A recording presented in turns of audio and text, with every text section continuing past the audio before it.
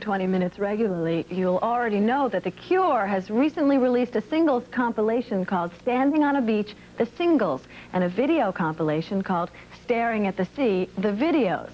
One of the clips shot specially for the compilation was Boys Don't Cry, actually the second single The Cure released way back in June 1979. Now they've re-released that single, and Robert Smith told us why. Because of the singles album, we thought we'd have to take off a single out of all the singles to get airplay, just to bring attention to the fact that the record was out. And as soon as Boys Don't Cry when it was released, everyone said to us, oh yeah, this is a really perfect pop song, you know, this is bound to do really well. This is the start of a glittering pop career. And it sold about 100 copies, and I was really disillusioned by that at the time. So I thought, second time around, we'll try again with it.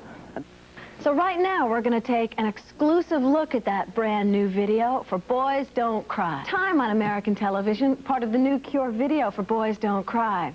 Between you and the 120 rumor mill, Robert Smith's been hanging out with the First Lady of 10,000 Maniacs, Natalie Merchant. Now, it could be that they're just discussing tour arrangements because the Maniacs are supporting The Cure on their current U.S. outing. In fact, here's a 120 road check where you're going to get a chance to see The Cure out on the road with a big lighting setup to contrast Robert Smith's black lipstick. Robert is back with The Cure full-time now, but you may remember that looking back to, I guess between November 1982 through May 1984, he was moonlighting, playing guitar with Siouxsie and the Banshees, the band we featured under the 120 X-Ray last week. We asked Robert why he quit the Banshees. I missed singing, mainly, and Sue would never let me sing, and because she knew that I was too threatening.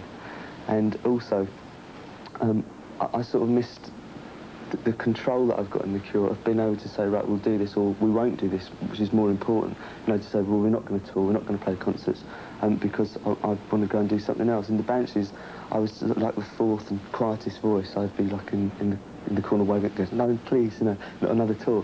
So eventually, I just had to stop. But it was all right. I mean, Severin and Budgie were all right about it. I'm not sure about how the old witch took it.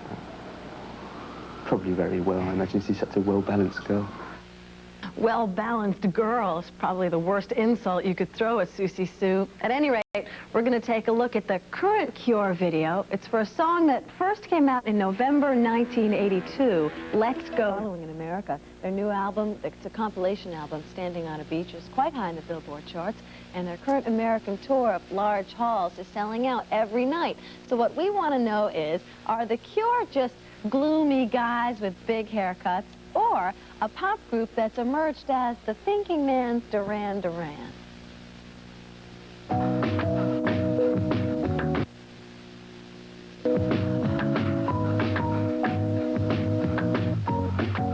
think that the people who like us are sort of more individual anyway. They don't feel the need to follow a group. I would hope that they would just like to listen to what we do, rather than to look at what we look like.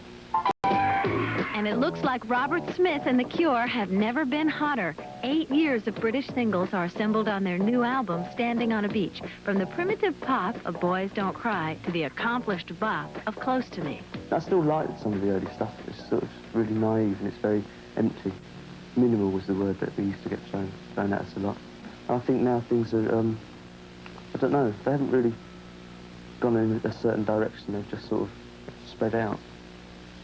I hate the idea of repetition. It would be dreadful. I think that's what makes The Cure peculiar, because there is no thread running through it, like from start to finish. My eyes are still blue. Robert's eyes may still be blue, but since we filmed this interview a couple of weeks ago, he's done away with another longtime Cure trademark. Robert's cut off his incredible mop of hair. And I don't sit there and sort of philosophize about my hairstyle.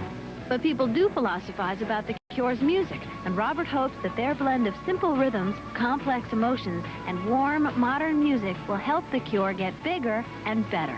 People usually get worse in pop as they get older. It's about the only creative field where that happens. Most of the time, you get better as you learn more. I think we've got better.